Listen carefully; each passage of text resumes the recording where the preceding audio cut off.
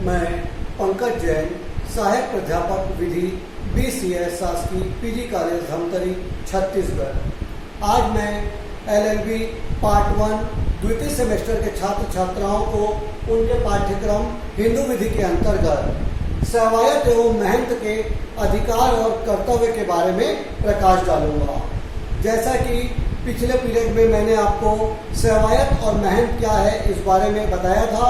वह व्यक्ति जो मंदिर में देवता की पूजा अर्चना के लिए नियुक्त किया जाता है उसे सेवायत कहते हैं, और वह व्यक्ति जो मठ की गद्दी पर बैठता है और मठ में सभी प्रकार से देख रेख करने के लिए जो व्यक्ति नियुक्त किया जाता है उसे हम महंत के नाम से जानते हैं।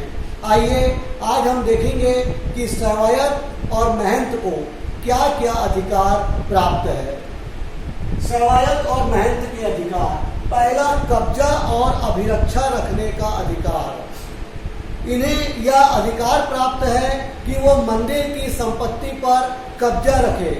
कब्जा रखने का ये तात्पर्य है कि मंदिर की संपत्ति को वो अभिरक्षा करे, मंदिर की संपत्ति की देखरेख करना, देवता की पूजा करना और मंदिर की संपत्ति का सभी तरह से व्यवस्था करना सेवायत का ही कार्य होता है। अतः सेवायत को चाहिए कि वो मंदिर की संपत्ति की पूरी अभिरक्षा करे। इसी तरह महंत को भी मठ में पूरा देख रेख और अभिरक्षा करने का अधिकार प्राप्त होता है।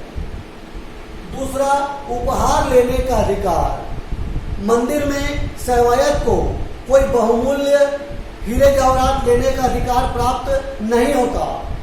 उसे किसी भी प्रकार से केवल ऐसे उपहार लेने का अधिकार है जो कि खराब होने वाला है। ऐसी वस्तु जो कि शीघ्र ही खराब हो सकती है, ऐसा चढ़ावा जो जल्दी ही नष्ट हो सकता है, ऐसी वस्तु को प्राप्त करने का अधिकार सेवायत को होता है। तीसरा, अन्य संक्रामण। अन्य संक्रामण का मतलब है सेवायत या महंत को यह अधिकार नहीं होता कि मंदिर की संपत्ति का अन्य किसी को ट्रांसफर कर दे। उसे यह अधिकार नहीं है कि वो मंदिर या मठ की संपत्ति को अन्य जगह संक्रामण कर दे। किंतु यदि बहुत अधिक आवश्यकता हुई, बहुत अधिक विधि की आवश्यकता हुई, तो ऐसी स्थिति में सेवायत और महंत को यह अधिकार है कि वो मंदिर की संपत्ति का अन्य संक्रमण कर सकता है, किंतु वो भी बहुत अधिक विधि की आवश्यकता होने पर, अन्यथा नहीं। चौथा, देवता की पूजा अर्चना करना। सेवायत को यह अधिकार प्राप्त है कि प्रतिदिन मंदिर परिसर को साफ सुथरा रखे और देवता की पूजा अर्चना करे। यह कार्य सेवायत के द्वारा किया जाता है। इसी प्रकार मठ में पूजा अर्चना का कार्य महंत के द्वारा किया जाता है। संपत्ति की आय पर अधिकार। संपत्ति की आय पर सेवायत या महंत को कोई अधिकार नहीं होता, किंतु यदि मंदिर की संपत्ति को बचाने के लिए या वहाँ व्यवस्था के लिए सेवायत ने अपनी ओर से यदि कोई खर्चा कर दिया है, उसका कुछ व्यक्तिगत संपत्ति वहाँ पर लग गई है, तो वह उसको मंदिर की आय से प्राप्त करने का अधिकार रखता है। यदि मंदिर को अच्छी स्थिति में रखने के लिए या मठ को अच्छी स्थिति में रखने के लिए यदि इनके द्वारा अपनी व्यक्तिगत संपत्ति से कुछ खर्च किया जाता है तो इनकी आय से उसे वो प्राप्त कर सकता है। यह अधिकार सेवायत और महंत को प्राप्त होता है। आइए अब हम देखेंगे सेवायत या महंत के क्या कर्तव्य होते हैं। नंबर 1, व्यवस्था, शांति, भरण पोषण और पूजा।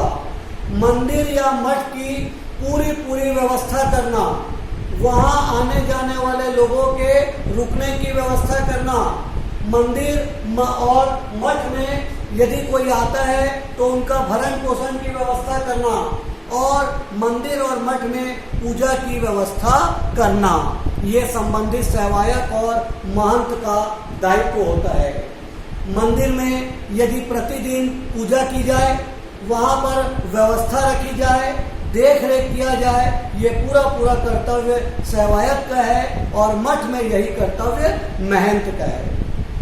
आय व्यय का हिसाब। मंदिर में कितनी आय हो रही है, कितना व्यय हो रहा है, इसका पूरा पूरा हिसाब सेवायत को रखना होगा।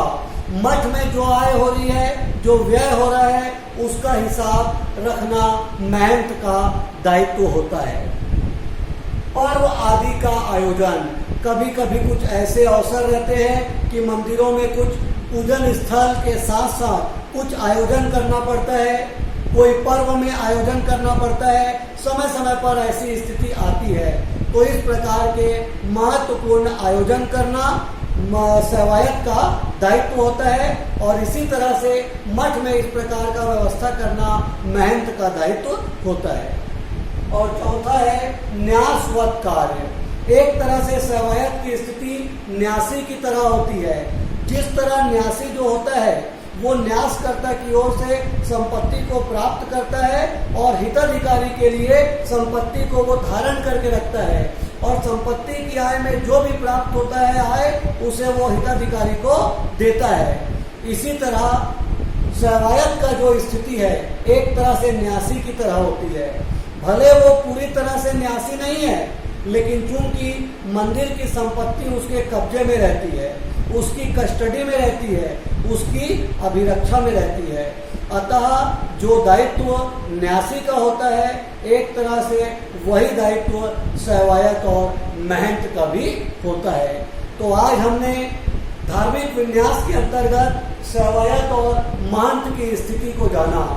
अंत में मैं समरी के रूप में बता दूं कि सेवायत वही व्यक्ति होता है जो मंदिर में संस्थापक द्वारा नियुक्त किया जाता है और जिसके द्वारा मंदिर में देवता की पूजा अर्चना, देख रेख, व्यवस्था बनाए रखना, शांति का वातावरण बनाए रखना, ये सारा कार्य जिसके द्वारा किया जाता है उसे सेवायत कहते हैं। इसी तरह वह व्यक्ति जो मठ की गद्दी पर बैठता है, मठ के सारे कार्य को संपन्न करता है, आय व्यय का हिसाब रखता है, मठ में आने जाने वाले लोगों या शिष्यों को शिक्षित करता है, ऐसे व्यक्ति को महंत के नाम से जाना जाता है।